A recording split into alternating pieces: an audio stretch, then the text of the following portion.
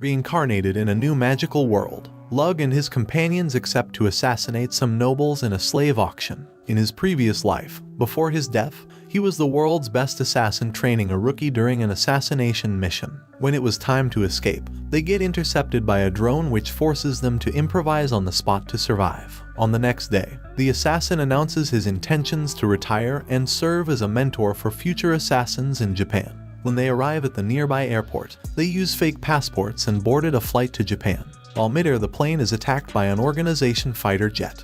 Realizing that he has been duped, the assassin regrets living his life as a tool without emotions. After his death, he gets confronted by a goddess giving him two choices: reincarnate as a completely new person or be reborn without losing his memories, with a goal to assassinate the hero of that new world. The assassin agrees with the goddess's proposal. He yearns for happiness because he suppressed his emotions in his past life. The goddess gave him the option to select his special powers and abilities. She warns him to assassinate the hero within 18 years after his birth, or the hero will create havoc and destroy the new world. There's also a possibility to save the world without killing the hero, but the chances are very slim. The assassin is then reborn as a member of the Tuatha family. In the public eyes, they're just a medical family, but in reality, they're an assassin clan that carries out requests for the royal family. 7 years later, after Lug's reincarnation, his father examines his physical growth as he shows to be an expert in hunting and cooking. His father decides that Lug's body can stand a special eye surgery.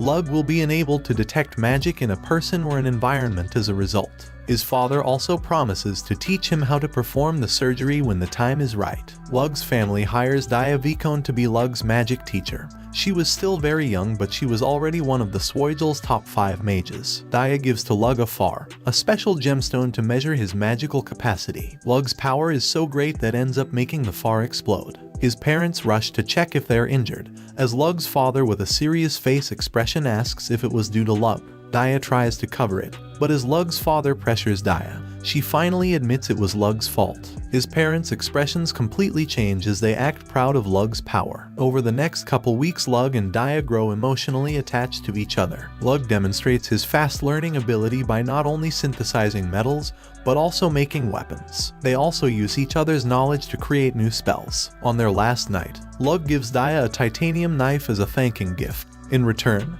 she gives him her own Far Stone. Post Daya's departure, his father decides it's time for Lug's first assassination and explains their clan's methods. His victim is a woman accused of multiple crimes who tries to claim innocence, but Lug kills her painlessly because he knows she is lying. As Lug reaches 10 years old, in order to help him complete the goddess's request to kill the hero, Lug uses his family's eye ability to find a servant to be his assassination assistant.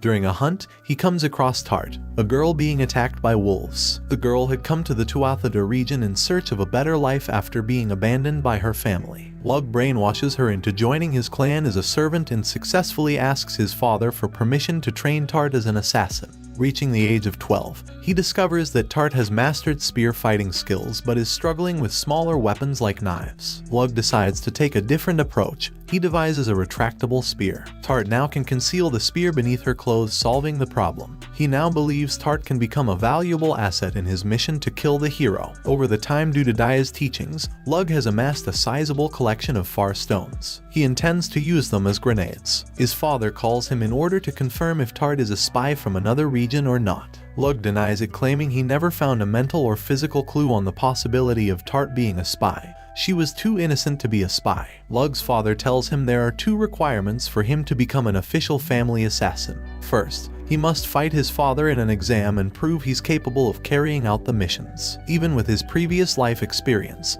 his father proves to be a formidable opponent but unable to beat Lug. Successfully passing the exam, Lug joins his father in carrying out assassinations, which are explained to make their job easier. Second, for the next 2 years, he must pretend to be a member of the Balor family, which specializes in commerce. The Tuatha family throws a party to commemorate Lug's final mission. Everyone is impressed since he's the youngest member in the history of their clan to reach the last assessment, with members of the family claiming Lug's potential to become the next head of the family. Rana, a branch family member, decides to challenge him to a duel, but he gets easily defeated. As Rana is leaving, Lug gives him a special sword so that he can continue his night training and become Lug's subordinate in the future. On the next day, Lug and Tart leave on their journey to the Baller region. Episode 6. As Lug and Tart start their new life in the Baller region, we meet Maha and her friends struggling to make ends in Miltiu, a merchant town. Unfortunately, they end up being kidnapped and taken to an orphanage by a gang of bandits, but they realize it tends to be a prostitution ring's front. All of the girls, with the exception of Maha, are forced into prostitution by the local noble. They are deeply traumatized, and one of them is even killed as a result of it. One of the girls, Noin, thinks if it means she will not have to work as a prostitute, she will scar her own face with a sickle. 2 years have passed. Maha realizes she is next in line and is about to do the same thing as Noin. Lug eventually discovers him under the alias Ilig Baller. However, the orphanage director tells Lug that he must wait 3 days before purchasing her, as they plan to make her lose her virginity. Fortunately, Lug saves Maha, and with Tart's assistance, he is able to expose the noble's crimes and arrest him. Noin discovers that her face scars have healed as the prostitution ring is shut down, and Maha finds a new home with Lug. With the knowledge from his past life, Lug comes up with the idea of opening cosmetics shop in Miltiu, as he continues his life as Ilig Baller, in order to boost the Baller family's profits while also funding his assassination duties. He introduces the new world to lotions, moisturizers, and sweets. Even the Baller's wife claimed she started to see him as her own son after being introduced to such miraculous products. In only 6 months after opening, his shop Orna saw a massive increase in sales and a significant competitive advantage. Spy agents hired by rival businesses attempt to infiltrate Lug's home in order to learn the secrets of his success. Lug is able to capture at least one spy with the help of Tart and Maha. Despite torturing him, he is unable to extract any useful information from him. This shop was only part of Lug's plan to establish connections with the noble class, making it easier to perform assassinations. As Lug temporarily decides to leave Miltiu to visit Daya in order to expand his magical knowledge as his business grows. On the next morning, Lug discovers that he had a wet dream while Maha and Tart slept beside him. As he freaks out, he tries to give them a scientific explanation, but the girls start implying that they want their relationship to be more than just companions. Lug ends up questioning himself if this was also planned by him. Lug decides to return home and continue his assassin training after establishing a successful business in Miltiu. He leaves Maha in charge of Orna, knowing that she wants to expand the company into new areas, and he promises to pay her a visit. He knows Maha is capable of such a feat since she's the daughter of a successful merchant. A pack of wolves ends up attacking Lug and Tart on their way home. Tart easily dispatches them, and Lug notices that monster attacks on human settlements have become more common. He thinks the hero will appear soon. Upon returning, Lug is summoned to his father's study, where his father, Cyan, offers him the opportunity to leave the life of an assassin, and instead live a peaceful life as a merchant. Cyan claims he has reached the age where he can no longer do anything else with his life, but Lug is still free to follow his own path. Lug, on the other hand, prefers to continue living his current way of life, admitting that he is in love with Daya. He claims that if he does not have the privileges of the Alvan Kingdom's aristocracy, he will not be able to marry her.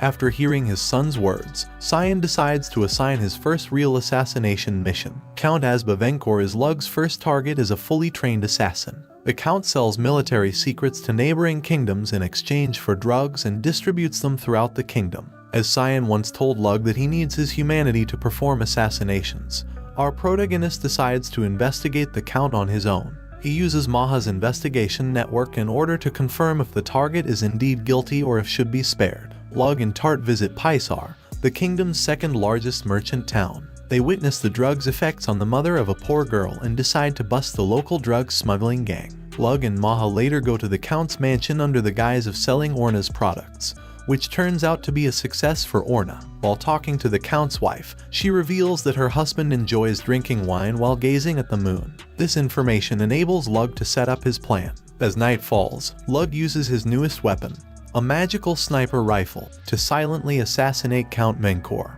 He pauses and observes the grieving wife's reaction. Lug has no regrets, but he swears to never forget this mission. Since it is his first mission, he did it as a free man, not as someone else's tool like he was in his previous life. Lug and Tart spend a month on a deserted island as part of their assassin training. When they return to the mainland, Maha tells them about a divine treasure, a weapon with unimaginable power. She says Satanta Mac Ness possesses this divine treasure, a magical spear known as Gi-Bal, a well-known warrior who is rumored to be the legendary hero. Lug asks if she's able to buy it. Maha replies she's already in the negotiation process. Maha also informs Lug that the Vicone region is at war. He decides to rush to Daya's house, offering her a way out if the war comes to her doorstep. Daya refuses to leave her homeland, citing she has responsibilities to her family and people. While in Daya's hometown, Lug asks Daya to go out on a date as they disguise themselves. By the end of the day, Daya rents a local hot spring.